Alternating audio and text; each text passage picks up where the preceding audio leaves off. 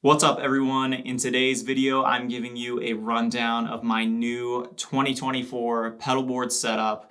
I've been building this board over the past few months, testing it out on Sunday mornings and kind of tweaking things to my liking. But if you saw my video from about a year ago, I had a smaller board back then, and with this setup, I kind of wanted to expand things a bit and add MIDI to my setup. So today I'm going to run you through the signal chain. I'm going to talk about how I use each pedal, and I'm going to tell you how I've incorporated MIDI into the setup and show you some of the tones that I can get out of this board. So let's get into it.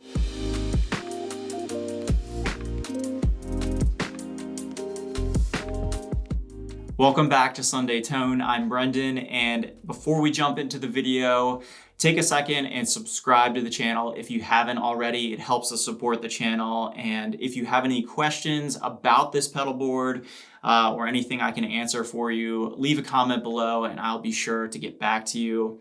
And before we get into the video, I'm gonna have chapter markers below. So if you wanna jump around in the video, you can do that, but let's get into it.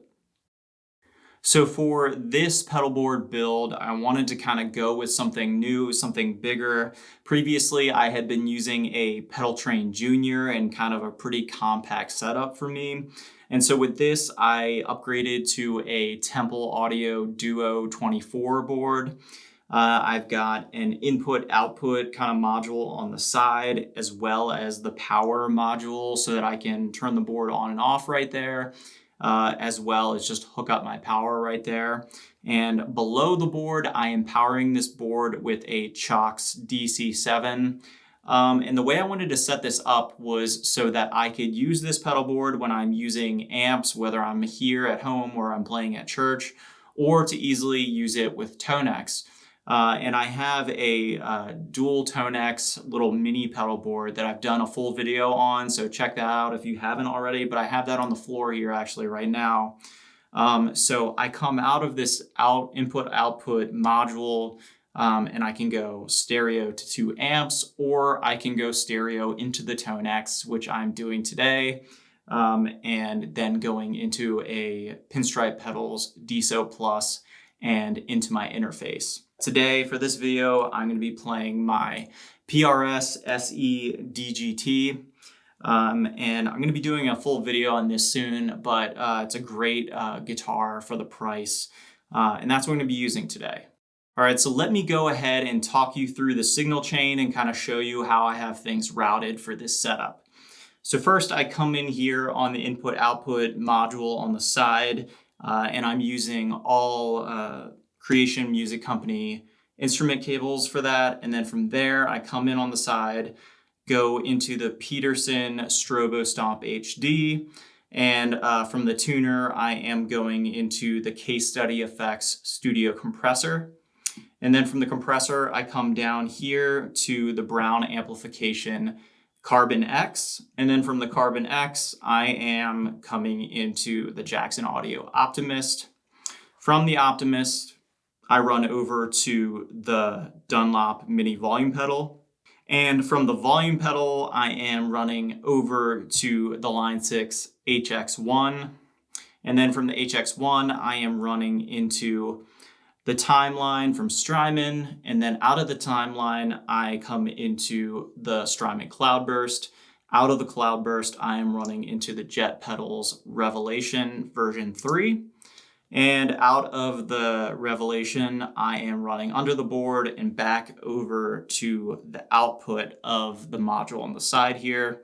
And like I said, I either run out stereo to amps or run out stereo into 2 Tonex pedals. And so the majority of the time I am playing in stereo, and my signal converts to stereo at the Line 6 HX1. So I'm coming out of their stereo, into the TimeLine stereo, into the Cloudburst stereo, into the Revelation stereo, and then, like I said, out to the amps or to Tonex. So one reason I moved to this larger pedal board was so that I could have space to incorporate MIDI.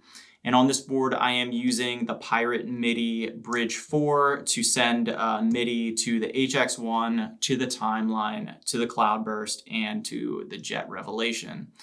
So I am running a 5-pin MIDI from the Pirate MIDI to the HX1.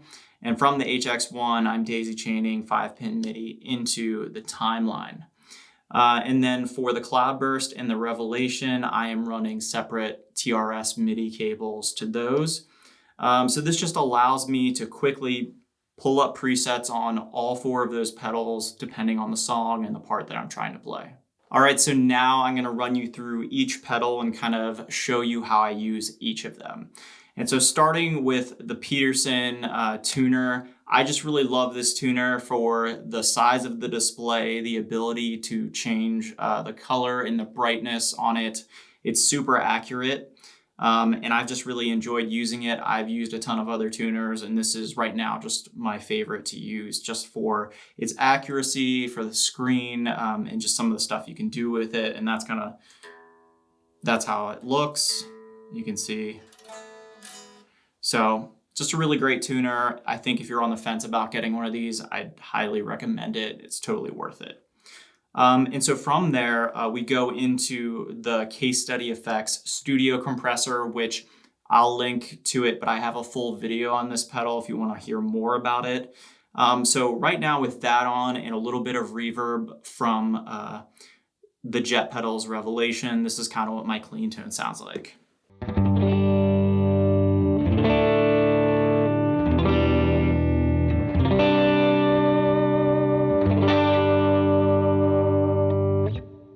And so I'm using the compressor to kind of boost my signal a little bit. I have a little bit of compression dialed in, but I kind of use this almost always on. I'll turn it off sometimes, and sometimes I will adjust the compression if I want kind of more of a compression effect out of it. But this compressor is really nice because it gives you attack, release, ratio, and threshold controls. It also has a bright switch right here, which is really nice if you want to add a little bit more clarity back into your signal.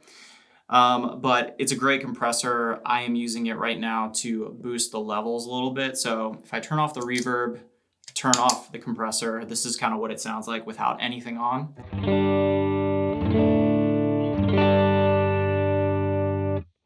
And then I'll engage the compressor, and you'll hear I'm boosting the level a little bit, and I am compressing the signal a little bit.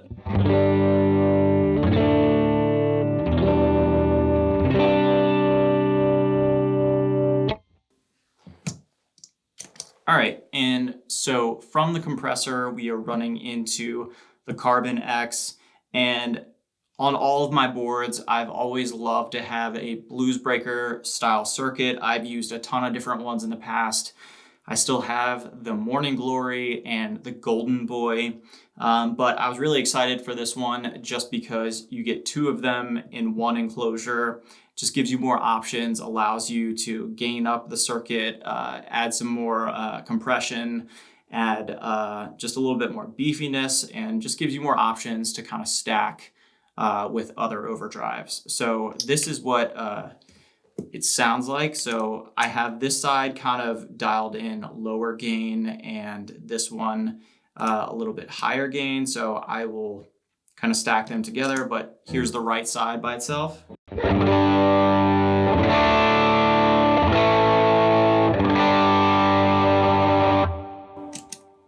And so without it.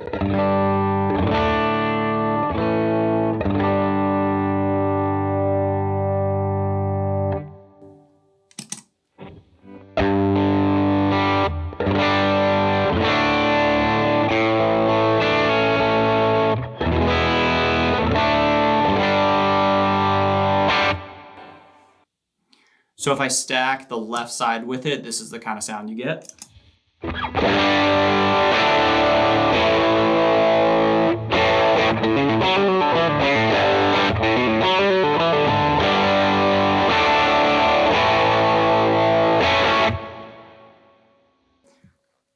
So they stack really nicely together. I usually use the right side on its own as kind of a lower gain thing, and I will stack the second side on top of it. Sometimes I'll use the left side by itself. It just depends on what I'm trying to do.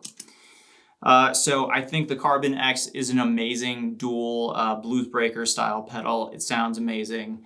I have a full video on that as well if you want to check that out. But moving on from there, we go into the Jackson Audio Optimist, and I usually will switch out a couple of different pedals in this spot, but this is kind of just one of my favorite pedals that I've had for the past few years. The left side of it is a Klon style overdrive, and the right side is a more transparent Timmy style overdrive.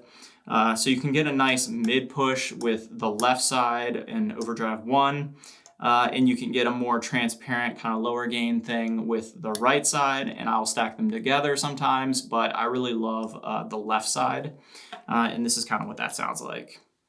So again, here's a clean tone.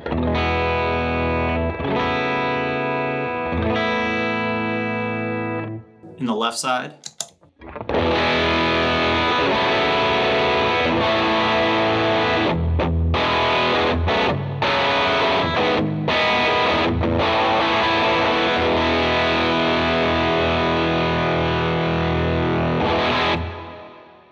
So I will usually use that side on its own as kind of my mid-gain sound. I will sometimes stack it with the right side of the Carbon X. And I'll also sometimes stack these together.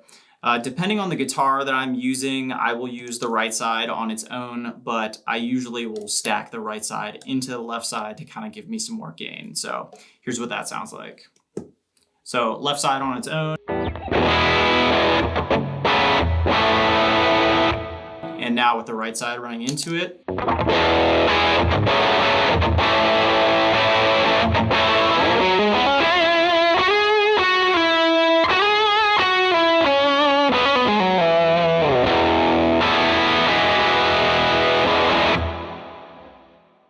And so moving on from there, we go to the volume pedal and into the HX1.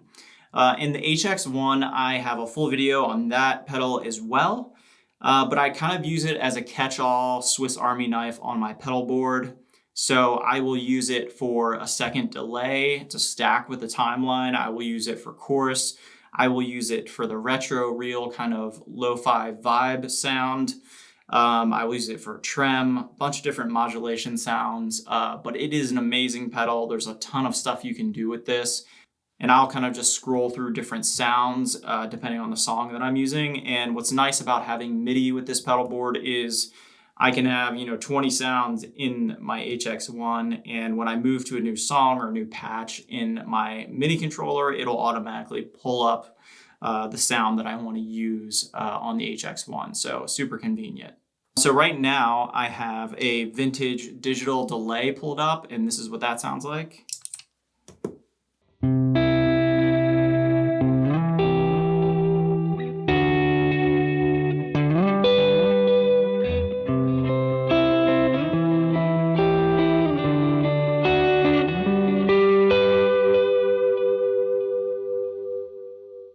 So this is a great delay pedal on its own, ton of different sounds. I like to stack the delay from the HX1 and stack that into the timeline. So I'll stack a dotted eighth into an eighth or a quarter note on the timeline. And this is kind of what that sounds like if I turn the timeline on.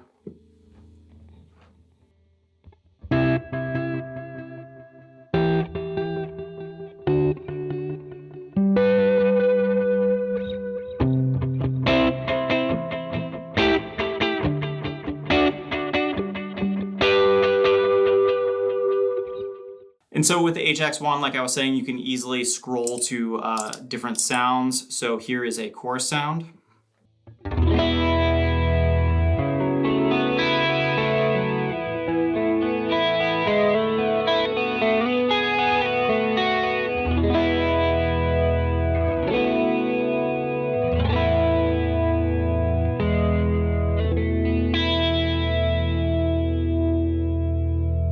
So with the HX1, you have the flux foot switch, which you can use it for tap tempo, but if you're using the flux function, you can ramp whatever parameters you want on the effect, which is really cool. So here is a tremolo sound that I've set up.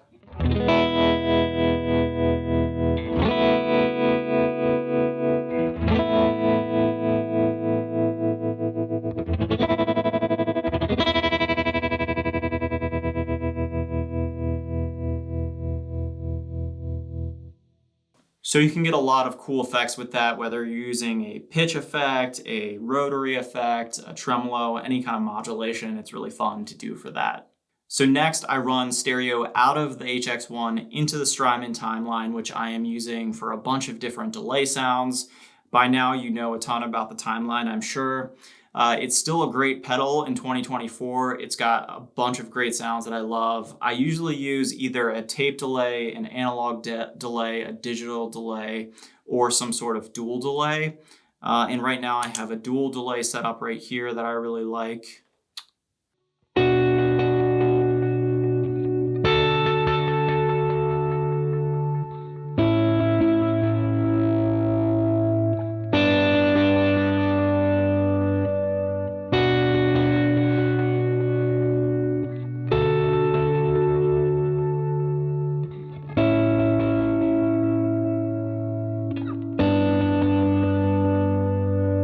So a bunch of different delay presets that I have saved in there, and like I said, I'll stack it with the HX1 depending on the type of dual delay kind of sound that I want to get out of it.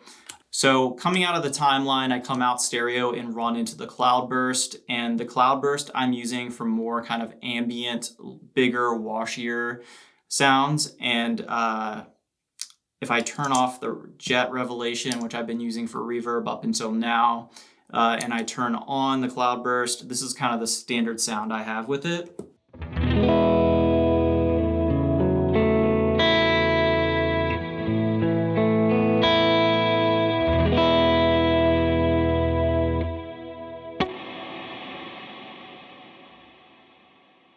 So you can hear it is pretty washy and big. Sometimes I'll use the ensemble on here for swells, and that'll kind of sound like this.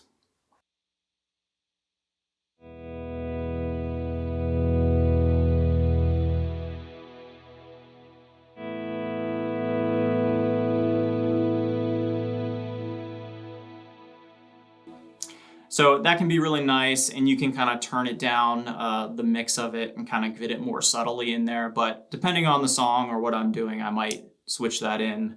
And that's pretty much what I use this for. It is usually just a big, washy reverb or a kind of pad-like sound. And from there, I run out of the Cloudburst into the jet revelation. And this is a great reverb pedal. It's got presets. I have a bunch of presets set up in here, but right now I'm using it for kind of a standard room reverb sound, and that's what I've been using up until now, and that sounds like this.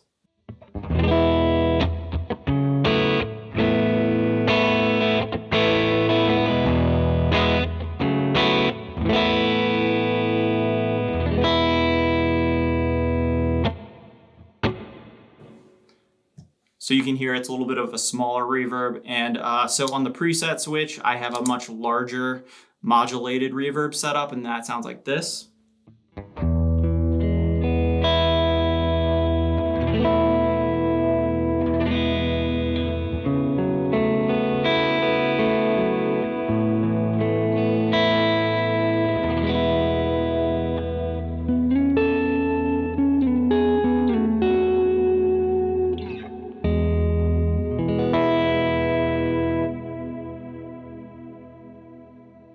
So there's a bunch of different reverbs in here that I'll use. There's a great shimmer, anti-shimmer. There's a great plate sound in here. Tons of different options depending on how you want to set it up. And I control that with MIDI depending on the song and kind of what I want to do there. And so that is kind of the normal signal flow and all the pedals and kind of how I use them. And for the Pirate MIDI controller, the Bridge 4, the way I'm using that is I will normally program songs in there, and I'm usually using tempo sent from there to go to the HX1 as well as the TimeLine. So that controls my BPM for each song.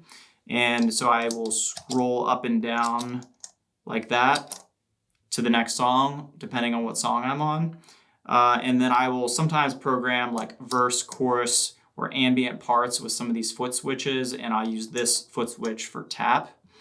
But you can see if I hit this, it engaged the Cloudburst. It pulled up a specific delay sound on the TimeLine.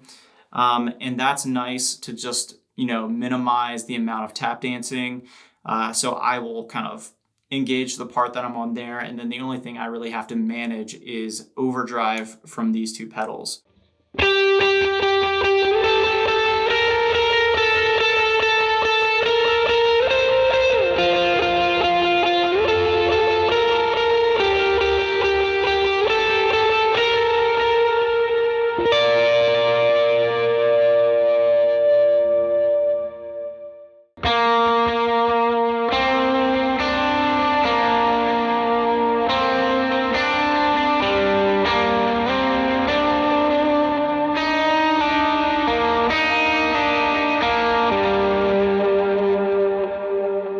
So to kind of finish up, I want to kind of show you a couple of things that I learned from building this board and kind of incorporating MIDI into my setup. And the first is with this Temple Audio Duo 24, I was really excited about it. I think it's nice and light, and I really love the modules that it comes with that you can purchase. But one thing that I learned is that if you have larger 5-pin MIDI or larger cables with connectors that are a little bit bigger than your standard 1/4 inch, they don't actually fit through the holes that they give you here on the pedal board. So that is something that was a little bit frustrating for me, was trying to figure out how to route the MIDI cables. So I have one 5-pin MIDI right here that kind of snakes up to the timeline, but that's just something to be aware of if you're looking at a Temple audio board. Is it's kind of hard to fit larger MIDI and kind of larger connectors through these holes here. I know people have talked about taking apart the connectors and kind of reassembling them, or kind of breaking off the end of the connector and making it fit, but for now I'm just kind of routing some stuff on top. And another thing I learned is just a lot about MIDI and connecting things. I have experienced a little bit of kind of noise coming through the TRS MIDI that I have run to the Cloudburst and the Revelation. So when I first wired this all up, I was getting a bunch of noise on my board and I couldn't figure out where it was coming from. So after troubleshooting all the cables, I couldn't figure out what it was. And I realized that when I would unplug the MIDI cables from these two pedals, the noise would go away. So depending on what power I'm using and kind of how the power is, it can cause noise through these two pedals. And that's because of the MIDI cables. If you know of any MIDI cables that kind of fix that issue, let me know. But it's kind of something I'm experiencing with running TRS MIDI to these two pedals. Comment below, let me know if you have any questions about the MIDI, the patching, the signal flow, any of these pedals or the board or the power, any of that stuff. Let me know your questions. And if you've made it this far, thank you for checking out this video. Make sure you are subscribed to the channel, and I'll see you all in the next one.